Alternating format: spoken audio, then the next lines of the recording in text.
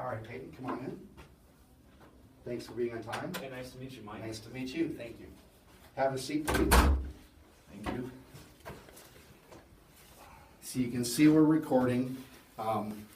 That's just what we usually do when we do interviews. It's always so that if somebody else who wants to say, hey, did you interview this guy and he didn't have a chance to be here, it's just so that he or she can also look at the tape. And so don't get nervous about that. All right. All right. I'm going to start out, did you bring your resume? Yes, I did. Okay, could I have that, please? And if you have references, I'll take those too. Okay. That'd be great. Thank you. So, just so you know, Payton, when I do an interview, many times I'll take notes, many times I won't take notes. So don't read anything into it either way. If I'm writing something down, don't think, oh, he must have said something bad. Doesn't mean that. Or if I'm not writing something down, don't think, oh, he doesn't care. That's not it. So don't get uptight about anything if I'm writing or not. Okay. And I'm gonna just try to create the conversation. I'll ask you some interview type questions, but it's mostly for me to get to know you. Okay, because I always tell people that the more that I can get you to talk about yourself and to relax, the better the interview will go, the more I'll know about you. And that's my goal. All right. Good? Yep, sounds good. Okay, so I'm gonna start out with one of those basic interview questions. Tell me about yourself. So maybe start out like where you are currently. I know you're in high school based on your resume, but what you've been doing currently, maybe 30 seconds, something like that. Just give me an idea where you're at. Okay. I am involved in 3 sports. I run cross country, play basketball, and play baseball. And I have taken every shop class there is in the book. Okay. And I currently work for Crystal and Hybrider Builders. Okay. And now I'm looking to work for Mathis Construction. Okay. Are you going to be graduating? I'm going to be graduating this June. This June? Okay. June 2018, yeah. Okay. And I don't know if you have it on here, but do you know what your GPA is right now? I believe it's like a 3.79, something around very there. good. Okay, very good. All right. And we always ask about the GPA, not so much to say, oh, he's really a bright guy. He's got almost a 4.0. That's not it. We like to say that the GPA is also a reference as to how hard a student might work or an employee might work to getting the job done. So in order to have a 3.79 GPA, that doesn't just come by itself. We're assuming that you've had to work at that too. And then you told me about your basketball. You said basketball, cross country, and baseball. Yeah. So obviously you're participating in after school activities too. So we like to see all those activities that you're doing, not just in school. So you can be what I call an egghead and not do any, be a brainiac and not do any sports. We would rather you had even a little less of a GPA, but you participate in a lot of other things. So we're great with that. Okay, so you're graduating in June. What's your plan right now as far as you're interviewing with us? So right now you're working for Crystal and Hybrider. Yep. So I know it's on your resume, but also tell me a little bit about what you're doing with Crystal and Hybrider. Maybe how long you've worked there or things like that. Okay. Well, I've been working there since the beginning of the school year, my senior year, so that'd be September. I started the first week in September. Okay. And I've been working there now for, I don't know, probably 3 or 4 months, whatever that's been. And I'll be working the rest of the school year there to finish my youth apprenticeship. Okay. And I've been just doing basically whatever they have me do. Not some grunt work, but they're trying to teach me stuff so that I'm not just carrying 2x4s and throwing shingles on a roof or whatever. So they've been training me in siding. We call it smart siding. That's like engineered wood siding. Okay. And so we've done 3 projects now with that. So I'm getting pretty good with smart siding. Okay. And then we've also built a house, so I've learned some framing, and I've framed a few walls on my own independently. They've trusted me to do that. And I've also helped sheet roofs, sheet houses. Basically, we do everything of the construction aspect, minus drywall, electricity, plumbing, stuff like that. But finish work, cabinets, all that is done by us. Okay. So, with that, do you work on, I'm guessing Crystal and Heiberger, they have probably more than one project going on at a time. Mm-hmm. Are you on I don't wanna call it a team, but I guess it is a team. Are you on with a particular group of guys or teammates? Yeah. Okay, Mm-hmm. so, the owners might say, okay, who's the team leader? Who's your foreman, let's say?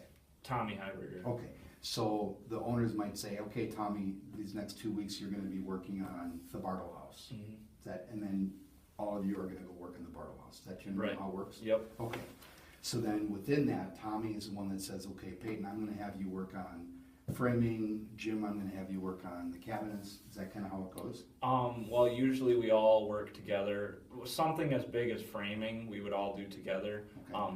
We don't actually personally build the cabinets ourselves. Okay. Something that Mathis Construction does do. Okay, But we install the cabinets and stuff. So it basically just goes down the line, like framing. Maybe Tommy would tell me to maybe frame this wall, a different guy to frame a different wall. You know, we'd all be working on basically the same tasks, but just being efficient to get it done as fast as possible and as good as possible. okay, so it may change a little bit, but for the most part, how many people are on that team? Yeah, crew. There you go.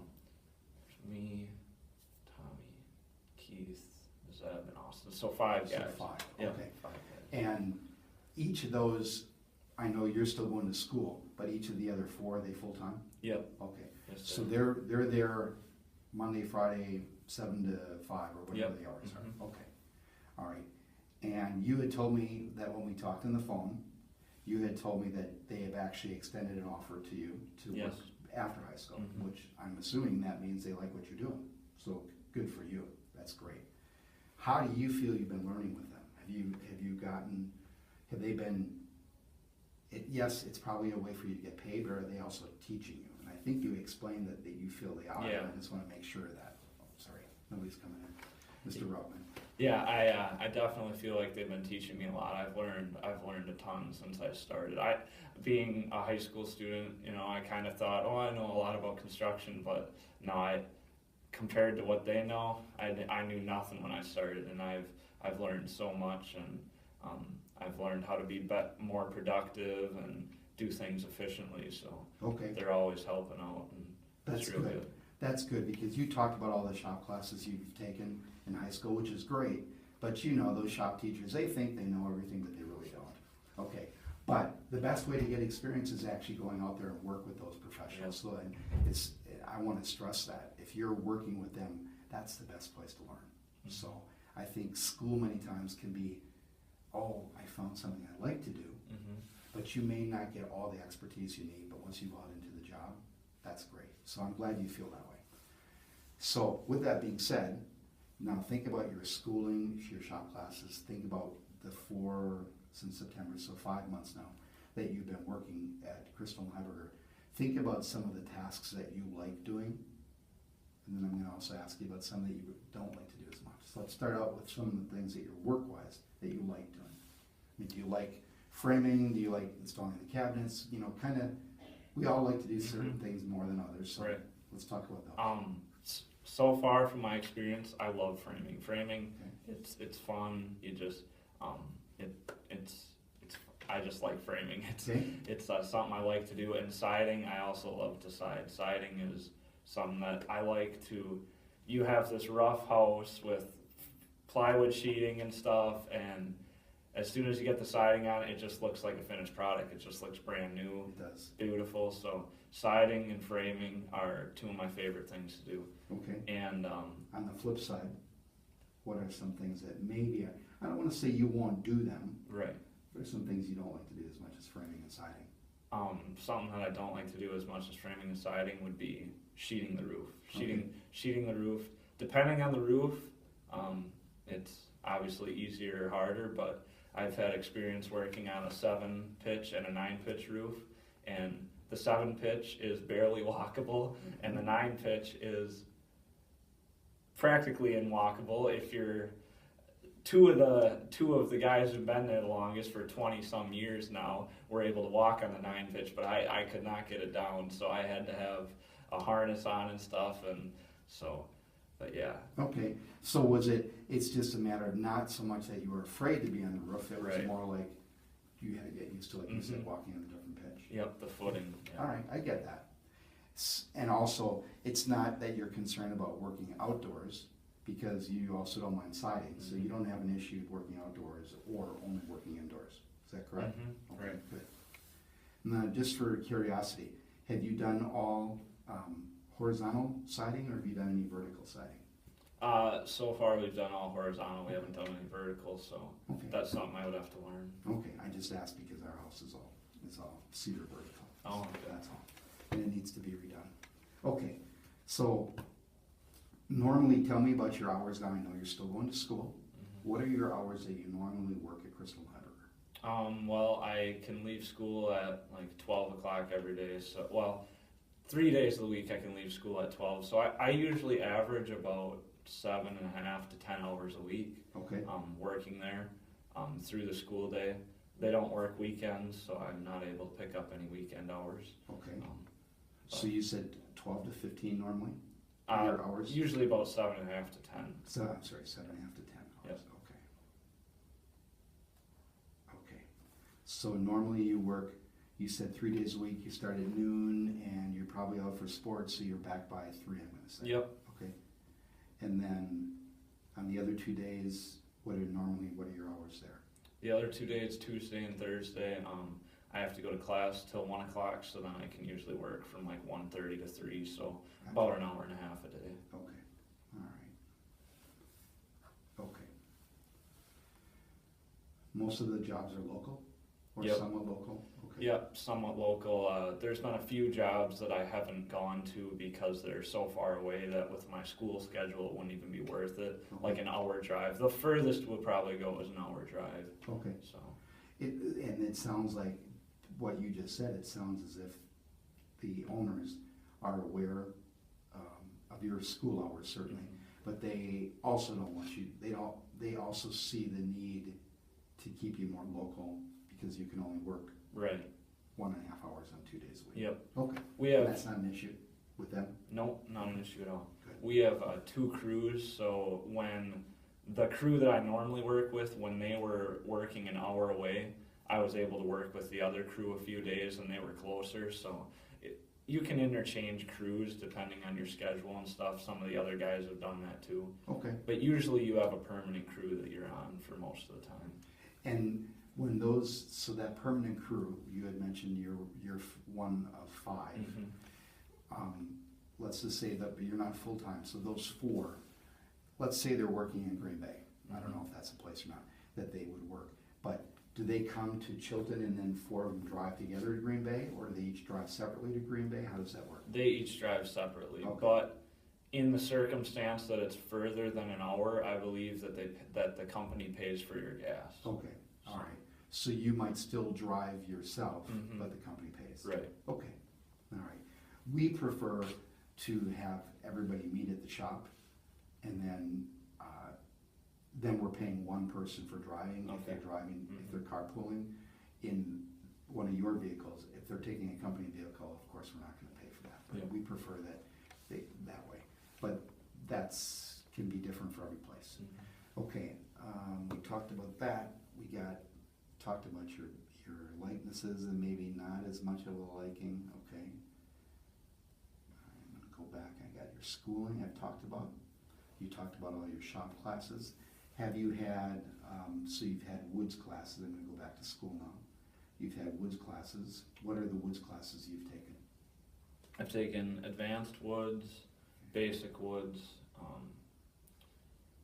I've also taken in construction and an independent study in woods and construction, which is basically where I had the ability to advance myself further and take on harder projects that I wanted to accomplish. Oh, And I was actually able to sell some of them and make some money. okay, And I've also taken Tiger Manufacturing, which is a business that we run through our school where we build woodworking and construction projects and metal projects for companies or whoever wants them. And I had the ability to be a lead to be like so-called foreman on a few of those jobs, Okay. and take credit and take the lead for my work, and to make sure everyone else was on task. So I was gonna say, let's stay with that. That's something that takes a little practice for someone to be able to be in charge, to be able to get people to work for you. How did you feel about that? I felt good. It was some people are harder to work with, of course, but we were able to get it done, and I thought I did a decent job. So Okay. I can tell you that with experience, I can say that it's harder to be a lead for those of your peers, because they may not see you as a lead, they might see you as the same old Payton. yeah, So that's sometimes harder. The further you distance yourself age-wise from those people, sometimes it's a little bit easier. Not always, but it's a little easier. So, okay. All right. So you felt okay with that? right, yep. Are you a big believer in like leading by example? So in other words, Payton, I don't want to do this job, so I'm going to make you do it because it's a horseshit job. Yeah. Okay, but you're not afraid to dig in and get your hands dirty. And Yeah, leading by example, I think is a good way to go, because you earn people's respect, and they know that it's not just the grunt job that they're doing. You're doing it too. You're the head guy, and you're doing it too. So I agree with you completely, and we found that in most of our foremen, we want them to be out there as well, knowing that sometimes they have to do some, let's call it administrative things, where they're coming and talking to the owners. But for the most part, we don't want them not to do stuff and give it, like you said, the grunt work. yeah, So we want everybody to be a part of that. We feel that's a big part of being a team. Okay. Okay, tell me about some other shop classes. So you told me about your wood classes. You said advanced basic construction, you had independent study, you did tiger manufacturing. Have you taken any metals classes? yes, I've taken basic metals and advanced metals, and to add to that, I've also taken the basic auto mechanic class. In the basic and advanced metals, basic metals, we learned how to do some basic sheet metal work and welding, and we also learned about like drilling and tapping metal for threading bolts. And in advanced metals, we went more in depth on that, learned how to use a mill and a lathe, and learned how to be more technical with our work. And then we also had the ability to make individual projects that like we came up with on our own, Okay. whether that be a headache rack for a truck or something along those lines. You could build whatever you wanted. I ended up building something a teacher wanted, which was something for the weight room. It was a metal, it was like a band roller or something. I don't know how to explain it, but it was for a teacher, and he ended up liking it, so it turned out good. Okay. And that was in your advanced class? Yep, that was in the advanced. Okay. So, I know I've heard that you're in the electricity class, right? Yep. So that's another piece. Have you taken any, I think at Chilton, the engineering falls under the tech classes. Have you taken any engineering classes? Yes, freshman year I took Intro to Engineering, and that was a semester class, whereas now they changed it to a quarter class, so I got a lot more learning through that semester class, but I never did get a chance to take the Principles of Engineering, but that's not something I'm really interested in as far as career fields. Does the school offer any plumbing classes? No. Okay, have you had any experience with that? Yes, I have. And I see that with Maine Plumbing. Yep. So go ahead and tell me about The that. summer of 2016, starting at the end of May, I was given, Jeff Maine, the owner of Maine Plumbing, master plumber, he came into the school for parent-teacher conferences, and he talked to the current teacher at the time, which was Mr. Matt Keel, and he was looking for a student to come help him for the summer because he had a very busy schedule. And Mr. Keel, well, he gave my name, and he was the first one that I said. So That's great. Yep, he told me at school the next day, and I was really interested because I was looking for some experience in a construction job or something along those lines. Gave him my phone number, and I called him, and he was happy to meet with me and set up a job interview, and I ended up. It was just probably a 10-minute meeting. Just wanted to see what was up and stuff.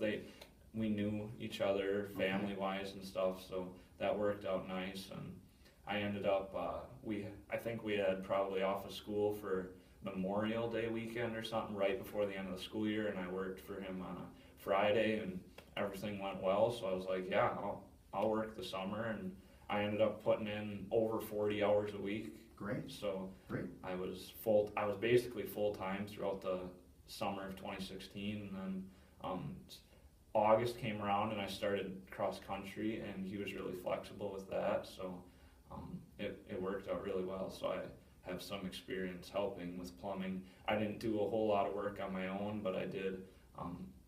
By the end of summer, he had me running water lines and stuff like that. I never did any actual drainage pipes, PVC drainage pipes, because that takes a lot of code and learning and stuff. So, but yeah, that was a good experience to have. So did you do some of the basic things like putting in the toilet, putting in the sink? Yes. You had Yep. experience with some of those types of Yep, things? I had experience with that. So now, when something goes wrong at home, we don't even call a plumber anymore. I just fix it, and That's good. so it was really good experience. And you talked about that. A lot of the shop classes that you said you have taken, the electricity class, some of those things, I'm sure that's going to help you out down the road. Maybe at some point you have your own home or whatever. It's great to just be able to tinker with some of those things, but it's also good for you to know, this project's too big for me, I need to call somebody. Yeah. So it's good to know that stuff too. Mm-hmm. Okay.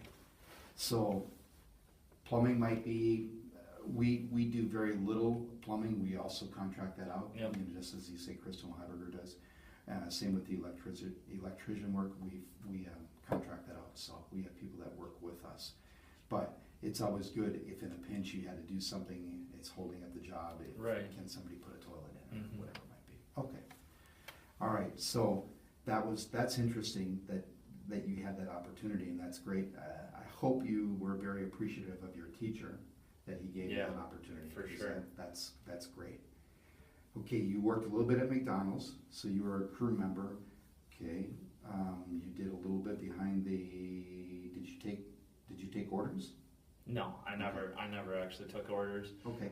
When I left there, they were starting to transition me into a dual, I can't think of the word, but they were going to have me work both jobs, dual train me, I think it's called, and then I was going to be able to, so then and the next step after that would have been manager, but I would have been a grill worker, so I can run the assembly line, grill, deep fryers, all that, plus I would have also known how to run make shakes and do all the front counter stuff, take orders, because that's like two completely different jobs in the McDonald's world. Okay. So that was the next step, but I ended up finding that main plumbing job before they were able to transition me into that. Okay. So you did McDonald's, you did the plumbing, you're working for Crystal and Heiberger. I'm probably pretty sure that you didn't aspire to be a cook at McDonald's. I'm sure that probably wasn't your life goal. Right. But I'm just guessing. But you probably still were there some things that you learned from the McDonald's experience. So not so much how to cook the fries or anything like that, more in general terms. Were there probably some things you were able to take away from that you might be able to take into the rest of your jobs? Yeah. One of the major things was working under pressure, because sometimes managers would get a little nervous and hot-headed when we got real busy, and keeping a cool head in those moments, and very important, and really focusing then, like, okay, let's just block everything out and get the orders done that need to be done, and hopefully this rush will be over in a little bit. So, and it usually does at some point, right? Mm-hmm.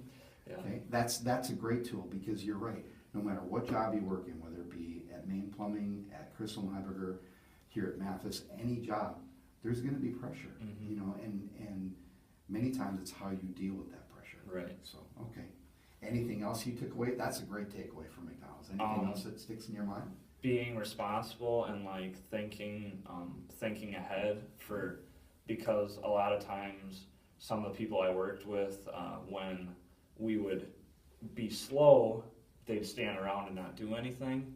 But as soon as we got busy, sometimes we'd get screwed because all of a sudden there wouldn't be food in the freezers and we'd have to run to the big freezer and get it, and like everything would slow down and the orders would just keep stacking and getting in a hole. And that's something I always made sure to keep an eye of, is if we were slow, stack the buns, get everything stocked for when that rush hour hits, because it can be heavy hitting and fast. Well, that's a great analogy, taking into the business that we're in right now, because you having the experience that you've had, you can see what it's like if we run out of 2x4s. Mm-hmm. Okay, something that easy. I mean, the whole process shuts down. Right. So as you progress on further, you might be also asked to be a part of the reordering process, things like that. So that's also a good takeaway from that job. Those are two very good takeaways: working under pressure and learning to think ahead and be responsible. Yeah, because you're going to take that everywhere. Okay, what about Maine plumbing? What was something maybe you took away from Maine that it's like maybe I can take on further? So not just the knowledge of being a plumber, maybe a little bit different. I think you said he was an individual owner. It was a one-man show. Right. It's probably a little bit different pressures that you saw from a one-person show versus where you are now. Yep.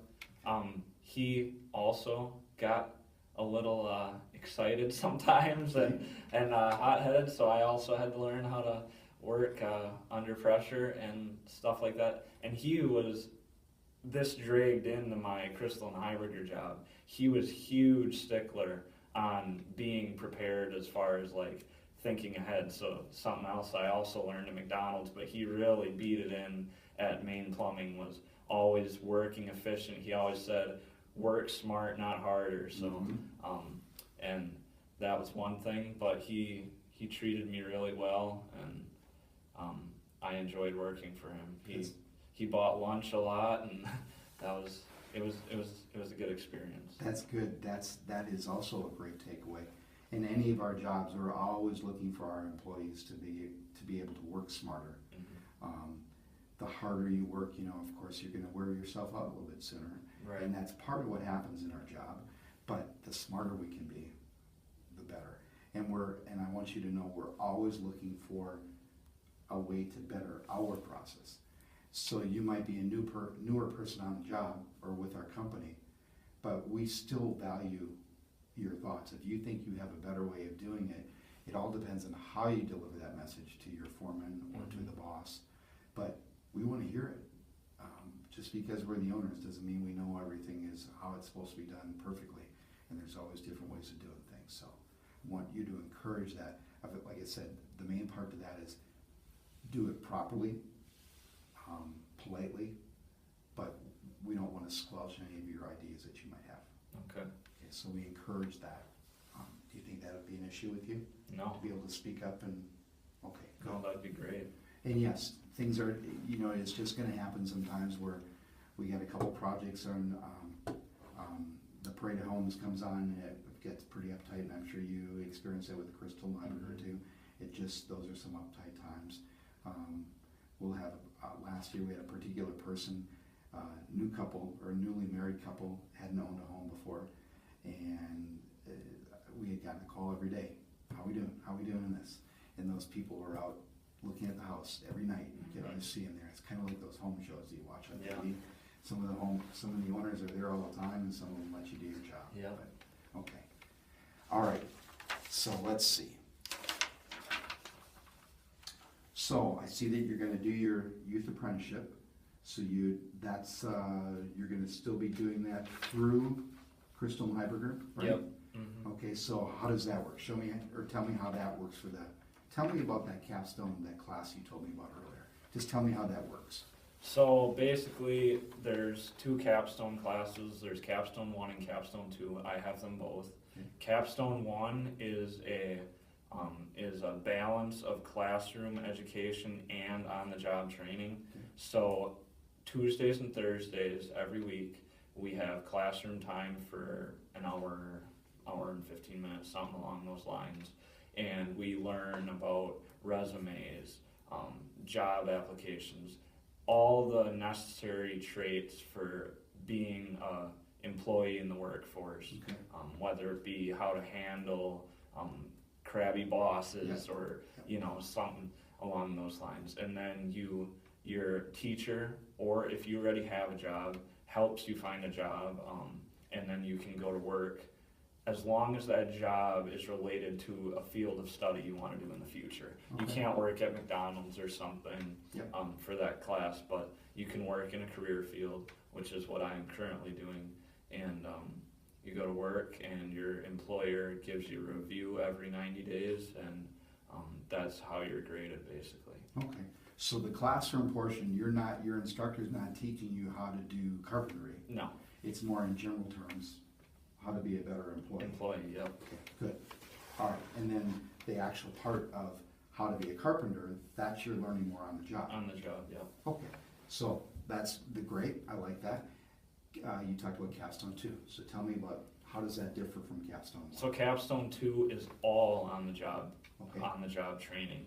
So you don't have to go to class. So now 5 days a week you can go to work starting at 11:30 or 12, and it's all on the job training. So now you learned how to be a better employee, and now you're just learning in depth about your trade, whether that be a carpenter or a doctor. Well, Okay, I know what you mean. Yep. Okay, all right, so you like you said, no classroom. Yep. You can do that for, you sounded like maybe the afternoon. Mm-hmm. You'd still come back and participate in sports. Right. Like basketball you're in now, and baseball will start out. Yes. Okay, so what is the youth apprenticeship? Tell me what youth apprenticeship is. Tell me your term, definition of youth apprenticeship. So basically, youth apprenticeship is you work for 450 hours of on-the-job training, and you also have to take a first aid course required for the construction youth apprenticeship. And basically, it says that it'll take like a year off of your future apprenticeship. If you do a 4-year apprenticeship for construction, you would only have to do 3 years because you already had that 1 year of on-the-job training. So your hours are complete. Okay. We've had one person that's come through the youth apprenticeship program, and he's not with us right now. He went on to a different job because he moved, but I can tell you that that's something that we value. We see that that person, that new employee's new, like I just said, but he's not coming in.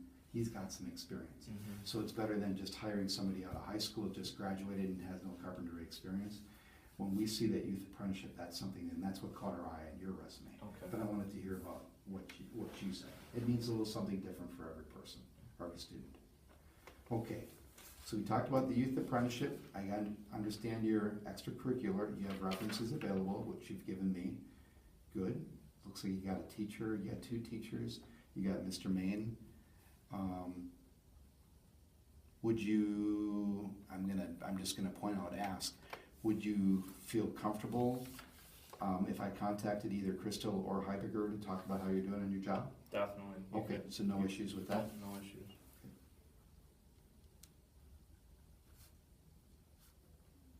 Okay. All right. Okay, I really have just kind of one more of those canned interview questions, and then I'm gonna give you some time to ask me some questions. Okay. So, one of the canned questions that I like to ask is, I understand your career objectives, so you've covered that.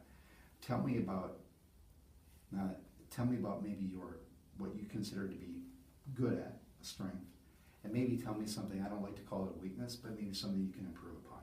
So let's start out with the goods. What's something you feel you're pretty good at? And it doesn't have to be particular, I can frame a wall really well. I'm talking more in general terms. What's something you feel, Payton Meyer, I feel I'm pretty good at what? I feel I'm really good at following directions. So Okay. when someone wants something done, I'll get it done. Okay, You can count on me to get the job done. all right. So I'm assuming when you say that, you're also saying that you're not afraid to work the necessary hours to get a job done? Correct. Okay. And you probably can tell, even the 4 or 5 months that you've been Crystal and Heiberger, there's probably some days that you're working longer hours than other days, okay? And I'm also guessing, again, working in construction, you're not afraid to get your hands dirty. No, definitely not. Good. All good traits to be in the job you want to go for. Yep. Okay. All right, now, tell me about something that maybe you would like to see or maybe you can improve upon. It might be something that comes with more experience as you mature in the job. But tell me about something like that. So, something that I sometimes struggle with is like not knowing, when it comes to finish work, things need to be like super, super, super tight tolerances, and then something like framing doesn't need to be as tight of a tolerance. But then there's some of those in-betweens that I struggle with, like, okay, does this need to be right on, or can it be a little off? And then if I screwed up, is it gonna not work, or is it gonna work? So sometimes I find myself asking that question to my employer and to other guys around. Okay, I kind of screwed this up because of the lack of experience. So is it gonna work or not? Because I don't really know those tolerances yet. Okay, and that's very fair. I can tell you that where we are, everybody's human. Everybody's gonna make a mistake. We also understand there's a little bit of a learning curve for every new employee. So we would much rather you come out and ask that question like you had said, or admit that I think I did this wrong. Can you just check it, and should I redo it? I would much rather you do that than to try to cover it up or walk away.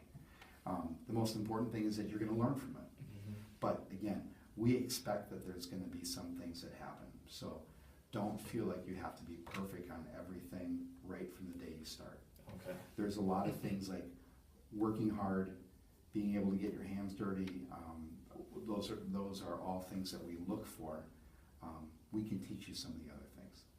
With that being said, when it comes to the finish work, and that's where we like to have our most experienced guys do the finish work, that's basically, we're putting our name and our face out there on every job that we do.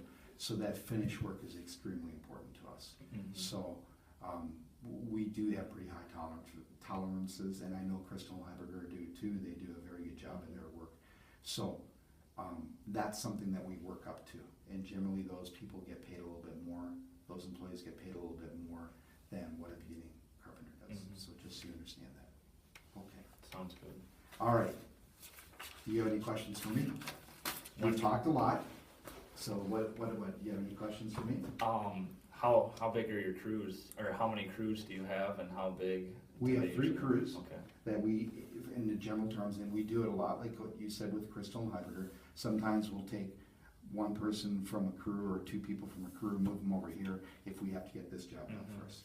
But for the most part, I like to keep those crews to do their own thing.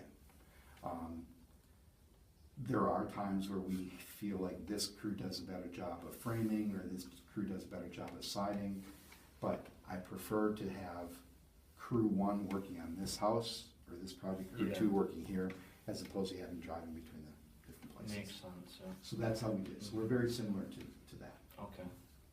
And another question, do you do all commercial work, or is it residential, or do you do a mix of both? It's a mix of both. Okay. I would say right now we're trying to do more commercial.